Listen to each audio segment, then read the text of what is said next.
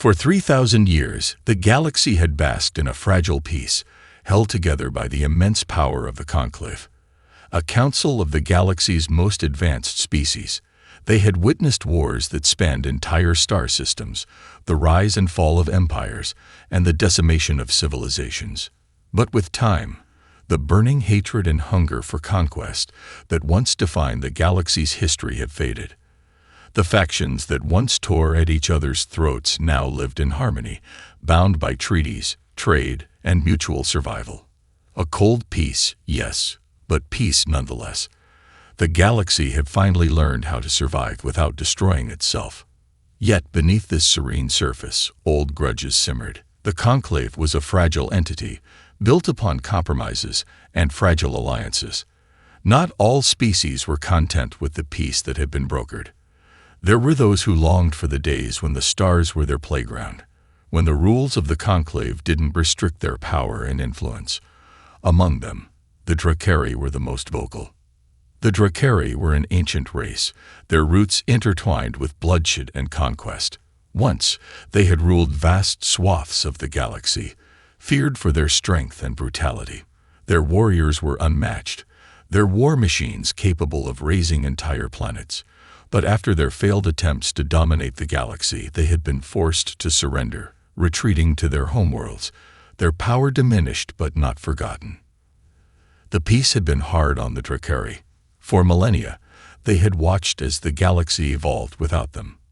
Their ancient technology had grown obsolete, their once proud warriors growing soft in the absence of battle. The Dracari, however, had never forgotten the thrill of combat. They had spent centuries plotting, gathering resources in secret, and waiting for the right moment to break free from the Conclave's chokehold. That moment was fast approaching. The first signs of their unrest came in whispers, hushed conversations in the dark corners of space stations, and hidden military outposts. The Dracari had begun to make their moves. Ships disappeared from the Conclave's radar, and strange disturbances were noted on the edges of the galaxy. A new fleet, larger and more advanced than anyone had expected, began to assemble. They were biding their time, waiting for the right moment to strike, knowing that the galaxy would be unprepared for what was coming. What the galaxy did not realize was that this quiet rebellion wasn't just the Dracari's doing. They had been joined by others, species that had grown restless with peace, too comfortable with the stagnation it brought. The silent forces of rebellion were growing stronger every day, united by the belief that the galaxy had become weak, and they knew that the best way to ensure their dominance was to shatter the peace, to show the galaxy that it had been living in a lie for too long. But one thing the Dracari had underestimated was humanity. Humanity, the youngest of the Conclave's members, had always been seen as an afterthought, a species too small and inexperienced to matter. But the Dracari didn't know what humanity had been doing in the shadows. They didn't know that humanity's silence wasn't weakness, but a carefully laid trap. And they certainly didn't know that humanity had been preparing for war, not out of desire, but out of necessity. The peace had never been humanity's endgame.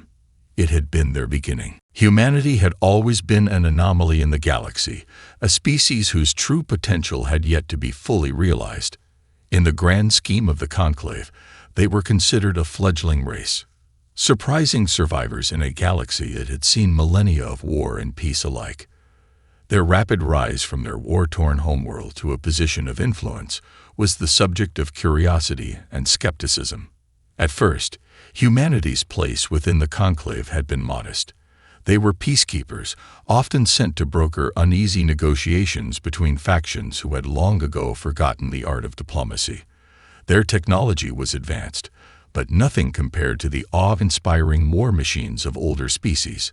Their fleets were often outmatched, their soldiers less seasoned in the crucible of endless warfare. Yet they had a secret, a quiet resolve that none of the galaxy's established powers could understand. While the other factions focused on their great weapons and political maneuvering, humanity's strength lay in its adaptability and ingenuity. They were a species defined by their ability to overcome adversity, not through sheer force of will, but by finding clever solutions when all seemed lost. This strength had been forged in the crucible of their own tumultuous history, from the devastation of world wars to their struggle for survival against the harsh conditions of space. The humans had also mastered something no one else had: cooperation. Unlike other species that often pursued their own agendas, humanity had learned to build coalitions and alliances that transcended borders and species. Their ability to unite under a common cause was unmatched, something that made them invaluable to the Conclave. Whether in times of peace or conflict, humanity had forged relationships with all, always balancing their interests with a delicate touch. Yet, the galaxy's leaders had always underestimated them. They saw humanity as a curiosity, a species too young to truly challenge the old order. They had helped broker peace, built trade routes, and even provided scientific breakthroughs. But they were always considered second-tier compared to the giants of the Conclave. Humanity was the glue that held the galaxy together, but they were rarely given credit for their role. The Dracari, with their centuries of warfare and conquest, saw humanity as little more than a nuisance. They believed that human strength lay in their capacity for diplomacy and scientific discovery, but they did not view them as true warriors. Their contempt for humanity was palpable. The Dracari had no interest in alliances or treaties. To them, power was measured in military might and territory, and humans, with their untested armies and fragile peace, were nothing more than temporary obstacles in their quest for domination. But what the Dracari didn't know, what no one knew, was that humanity had been preparing for war in the shadows. They had learned from their past, built upon their experiences, and refined their strategies in silence. Their fleets, while not the largest, were the most efficient. Their soldiers, though fewer in number, were among the best trained and most resourceful the galaxy had ever seen. They had been waiting for a conflict like this, and now, with the Dracari's ambitions threatening to unravel the peace, humanity's time had come. As tensions rose, and the galaxy braced for war, humanity stood on the precipice, ready to show the galaxy the true depth of their strength. They weren't just peacekeepers anymore. They were survivors. And the galaxy was about to learn that humanity's greatest strength wasn't in their weapons or their fleets. It was in their unyielding will to protect the peace they had fought so hard to create. The galaxy's false sense of security was shattered in an instant. The Dracari had long been a simmering threat, but no one expected them to strike with such sudden and brutal force. It began without warning, like a storm brewing in the dark reaches of space. The outer colonies, distant from the core of the Conclave's protection, were the first to fall. The Dracari's fleet, vast and terrifying, surged through the void with the ferocity of a tidal wave crashing onto an unsuspecting shore. It wasn't just the scale of the assault that stunned the galaxy, it was the speed and precision with which the Dracari struck. Their ships were unlike anything the galaxy had seen in centuries. Ancient warships, modified and upgraded with new brutal technology, tore through planetary defenses with ease. The outer colonies, once considered peaceful sanctuaries, were overrun in a matter of hours, their communications silenced, their defenses obliterated. In their wake, the Dracari left nothing but destruction and chaos. The first reports came in from the colony of Shatters, a bustling hub of trade and culture at the edge of the galaxy. The planet's defense forces had been among the best, yet even they couldn't stand against the sheer overwhelming power of the Dracari assault. The reports were a mix of confusion and terror. Entire cities reduced to ashes, fleets reduced to debris, and no sign of resistance. The Dracari had crushed the colony in a way that seemed almost too perfect. Within hours, the Dracari had made their intent clear. They weren't just after power. They were after the galaxy's fragile peace. They intended to tear it apart, to dismantle the Conclave's influence, and to reignite the endless wars of the past. They had made the first move, and now the galaxy was scrambling to react. But the true horror of the Dracari strike was not just their military might. It was the message they broadcasted to every corner of the galaxy. In cold, calculated tones, a Dracari warlord announced to the galaxy, The peace is over. The galaxy will know war once again. We are the true rulers of the stars, and your time of weakness has ended. Across the galaxy, panic spread like wildfire. The Conclave, though powerful, was not prepared for such an act of aggression. The factions that had enjoyed 3,000 years of peace were suddenly thrust into a conflict they thought they would never have to face again. The core members of the Conclave rushed to respond, but they were scattered, unprepared for the brutal efficiency of the Drakari assault. As the news of the Drakari's attack spread, fear began to grip the hearts of every species. Some began to question the strength of the Conclave. Could they truly defend against such a threat? Were the Drakari right, that the galaxy had grown soft, too comfortable in its peace? A quiet murmur of doubt spread through the galaxy, doubt that threatened to fracture the very foundations of the Conclave. And in the midst of this chaos, humanity remained silent. The galaxy assumed that humanity, like the other peaceful races, would seek refuge behind the protective walls of diplomacy. They had never been a species to rush into conflict. They were known for their strategy, their careful deliberation. Surely, humanity would call for negotiations, for peace talks, as they had done so many times before. But humanity's silence wasn't weakness. It was something else entirely. It was the calm before the storm. As the galaxy reeled from the shock of the Drakari's unprovoked assault, something strange began to happen. Amid the chaos, one voice remained eerily silent: humanity. While the rest of the galaxy scrambled to mount a defense, sending fleets into the unknown, and hastily calling emergency meetings of the Conclave, humans did nothing but wait. For days, there were no transmissions from Earth, no word from their leaders. Rumors began to swirl. Had humanity been caught off guard? Was their military too weak to respond? Were they crumbling under the pressure of the Drakari's onslaught? The galaxy held its collective breath, waiting for the inevitable plea for peace, the request for intervention from the Conclave's older and more powerful members. But what the galaxy didn't know was that humanity wasn't scrambling. They weren't desperate. They weren't even worried. When humanity finally did speak, it wasn't through the halls of the Conclave, or with trembling hands on communication devices.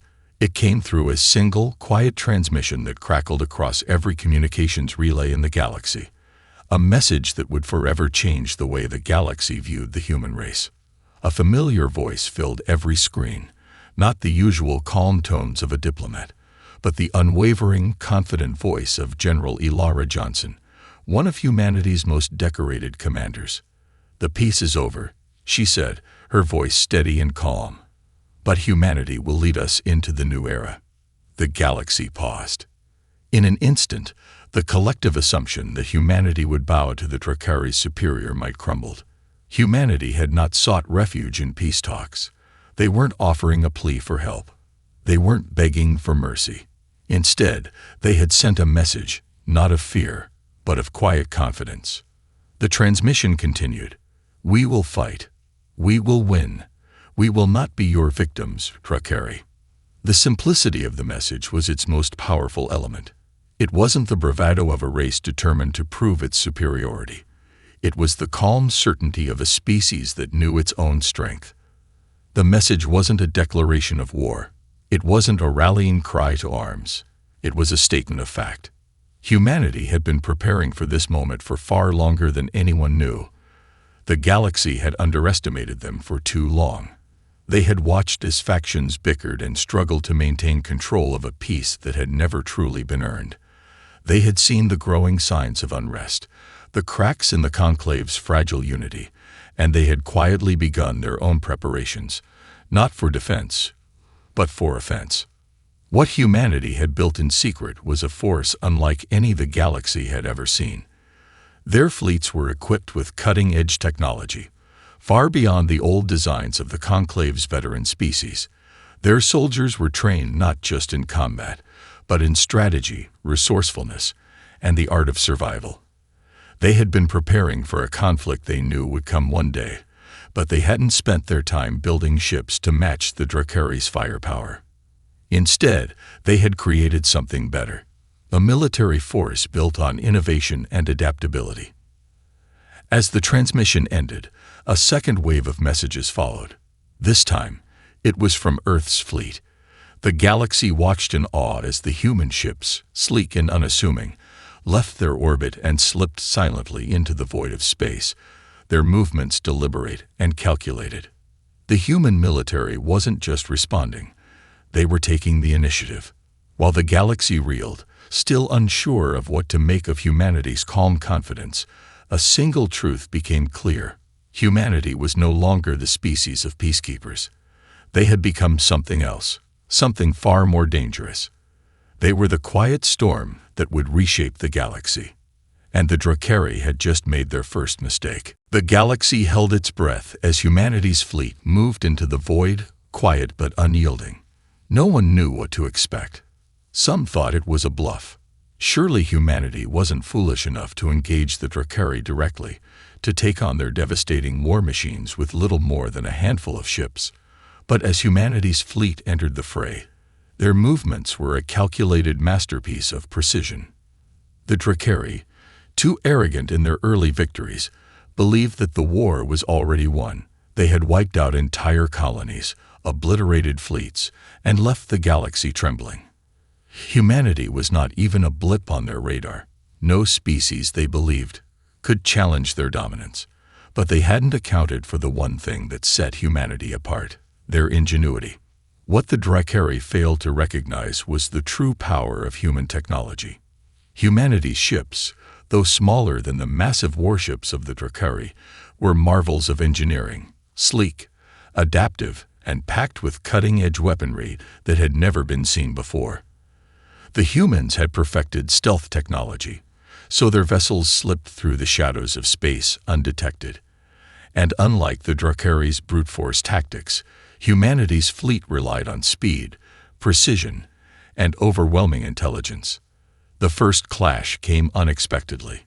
A Drakari warship, brimming with power and confidence, swept through the edge of the galaxy, ready to strike at what they thought were the last pockets of human resistance. But as they approached, something strange happened. Their scanners began to malfunction. Communication systems flickered, their weapons systems failed to lock onto targets, and their ship's navigation systems lost all sense of direction.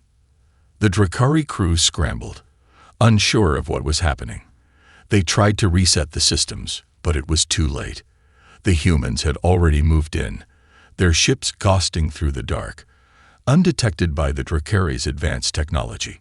With surgical precision, the human fleet unleashed their first strike. The Drakari warship never stood a chance. It exploded into 1,000 pieces as humanity's ships emerged from the shadows in a coordinated, lightning-fast attack.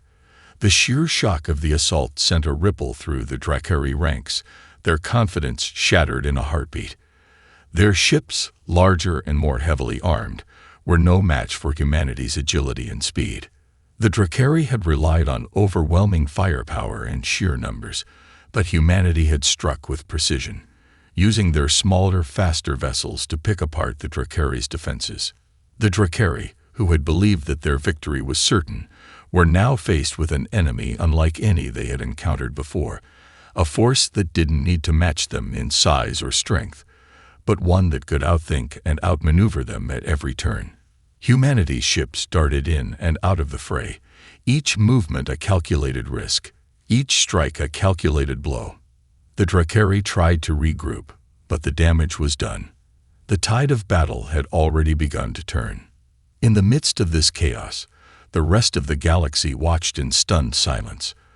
The Drakari had underestimated humanity's potential for warfare. They had thought the humans were merely diplomats, keepers of peace, too weak to challenge their might. But now, humanity had shown that their strength was not in numbers, not in brute force, but in their ability to adapt, to surprise, and to overcome. As the first major Drakari fleet was crippled and sent fleeing into the depths of space, the message was clear. Humanity was no longer a bystander. They were a force to be reckoned with, and the Drakari had just learned the hard way that they had made a grave mistake. The galaxy now had to face a terrifying truth. Humanity was not only capable of defending itself, it was capable of winning. The Drakari were not used to retreat. Their entire history was defined by dominance, by the crushing weight of their warships and the terror they instilled in the galaxy. They had swept through the outer colonies, obliterating worlds without mercy, believing no one would dare to challenge their power. But after humanity's unexpected victory, something in the galaxy had shifted. The Drakari, for the first time in millennia, found themselves on the defensive.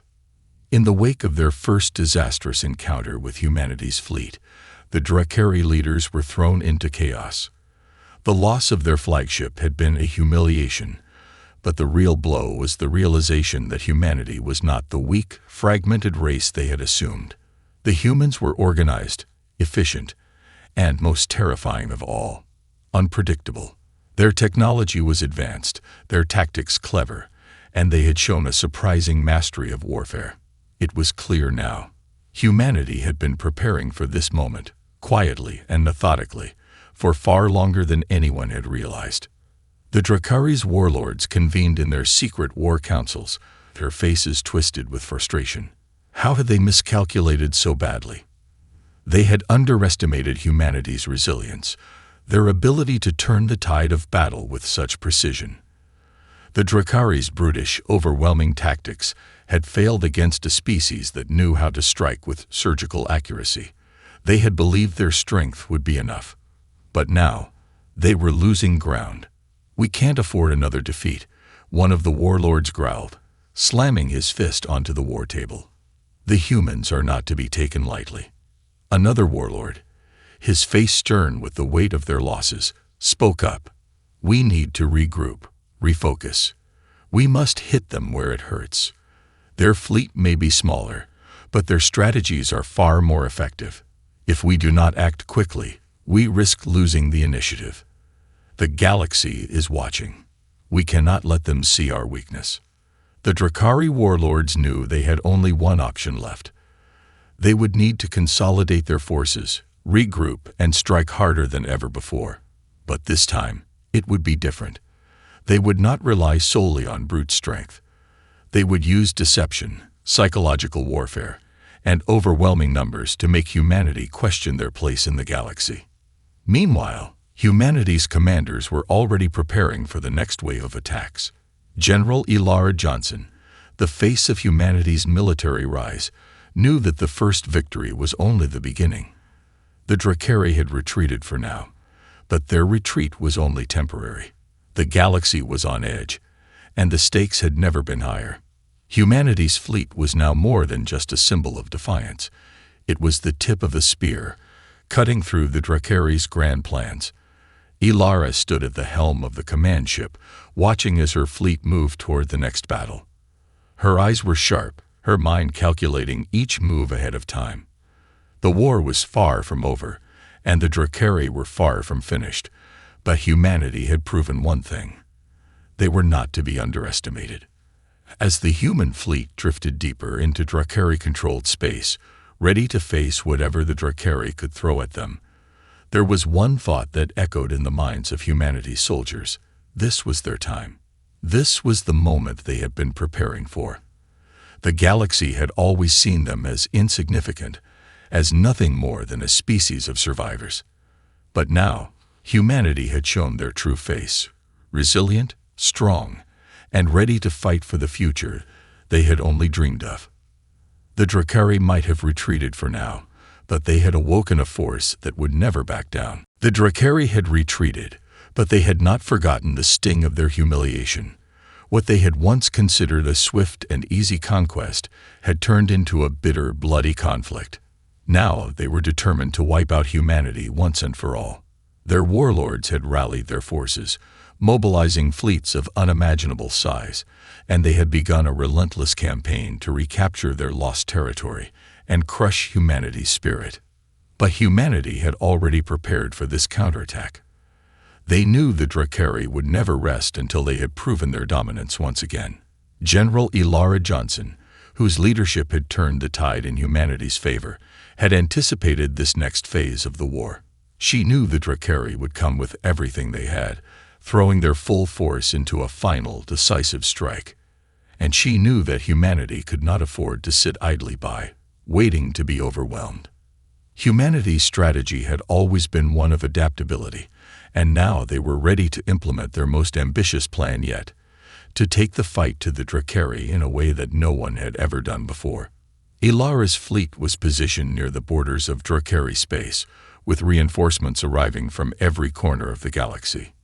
The Conclave, now united in the face of the Drakari threat, had provided humanity with everything they could: advanced technologies, additional ships, and even support from some of the most battle-hardened forces in the galaxy.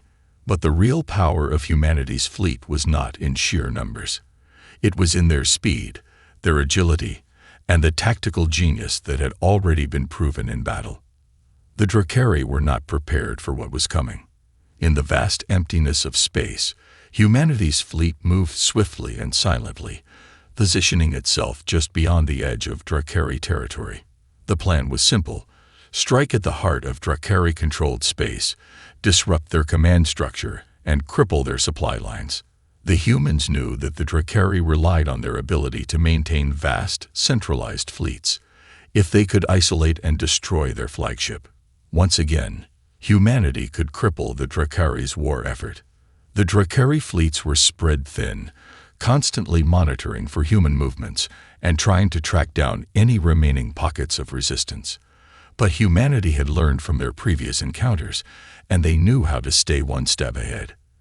They sent out false signals, fake fleet movements, and even decoy ships to throw off the Drakari scouts. While the Drakari chased after what they thought were humanity's primary forces, the real attack came from an unexpected direction. In the dead of night, as the Drakari slept, humanity's fleet slipped past their defenses undetected. They struck fast and hard, using their advanced stealth technology to remain invisible even to the Drakari's most sophisticated scanners. With surgical precision, they hit the Drakari's command hub, disabling their communications and cutting off their reinforcements. In the heart of Drakari space, their flagship was once again under attack. This time, humanity wasn't going to let it slip away. The Drakari scrambled to defend their flagship, but they were too late. The humans hit them where it hurt the most, disabling their flagship in a coordinated strike that tore through their defenses. Within hours, the Drakari's greatest symbol of power was crippled. Their command structure was in disarray. The fear was palpable. The Drakari had lost their greatest weapon, and their fleets were now fragmented and leaderless. But the battle was not yet over. As the human ships closed in on the Drakari's remaining fleets, General Ilara Johnson issued her orders with cold precision. The Drakari had underestimated humanity once, and they were not about to make that mistake again.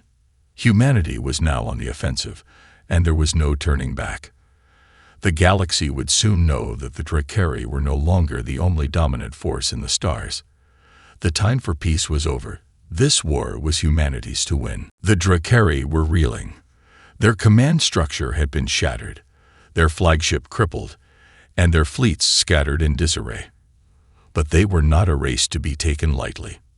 Though weakened, they still had the will to fight. Yet, as their ships regrouped and prepared for a final stand, the galaxy knew that the Drakari had reached their breaking point. They had underestimated humanity, and now they were paying the price. Humanity's fleets, battle-tested and resolute, moved forward with a relentless precision that mirrored the very strategy the Drakari had once used to dominate the stars. General Ilara Johnson's voice echoed through the command center of humanity's flagship, her calm demeanor a stark contrast to the chaos outside. "This ends today," she said simply, and with that, the final assault began. The Drakari knew what was coming, but it didn't matter. The humans were no longer merely reacting to their advances. They were driving the war with such force and determination that the Drakari had no chance to mount a proper defense. Humanity's fleet moved swiftly, their ships a blur of precision and speed. They cut through the Dracari's ranks like a blade through paper, their advanced weaponry tearing into the Dracari's ships with brutal efficiency. In a last-ditch effort, the Dracari warlords gathered their remaining forces and attempted to stage a counterattack. But it was too late. Humanity's fleets had already surrounded them. There was nowhere to retreat, nowhere to hide. Their final hope lay in their flagship, which, despite being heavily damaged, remained their symbol of power and control. But even that was not enough. The Dracari flagship, once a symbol of their unchallenged supremacy, now stood vulnerable in the center of a vast battlefield. Humanity's ships closed in, cutting off any potential escape routes. The last Dracari warlords, desperate and unwilling to accept defeat, gave the order to fight to the bitter end. Their ships charged forward, but they were met with a coordinated, overwhelming response from humanity's fleet. The battle was fierce, but the outcome was inevitable. In a final decisive blow, General Elara Johnson ordered a full-scale assault on the Dracari flagship. Humanity's ships descended upon it like a swarm, their weapons lighting up the void. The flagship's defenses crumbled under the relentless assault, its shields failing one by one. The Dracari commanders fought valiantly, but they were outmatched and outclassed. Within minutes, the Dracari flagship was torn apart, its remains drifting like wreckage in the cold vacuum of space. The galaxy watched in stunned silence as the once mighty Dracari Empire fell apart. Their fleets scattered, their warlords defeated, and their power broken beyond repair. For the first time in millennia, the Dracari were no longer a threat to the galaxy. Humanity, though battered from the brutal conflict, stood victorious. The war that had begun with fear and uncertainty had ended with their undeniable strength. The galaxy had witnessed humanity's rise, and in the wake of the Dracari's defeat, there was no question. Humanity was now the new power in the stars. As the remnants of the Dracari forces fled into the depths of space, General Elara Johnson stood tall, her gaze fixed on the horizon. "The galaxy has changed," she said, her voice steady, "and we will lead it into a new era." Humanity had proven not only their resilience, but their ability to reshape the fate of the stars. The peace that had once seemed so fragile was no longer a distant dream. It was now a new reality, one forged by the unyielding spirit of humankind. The galaxy would never forget the lesson the Dracari had learned too late. Never underestimate humanity.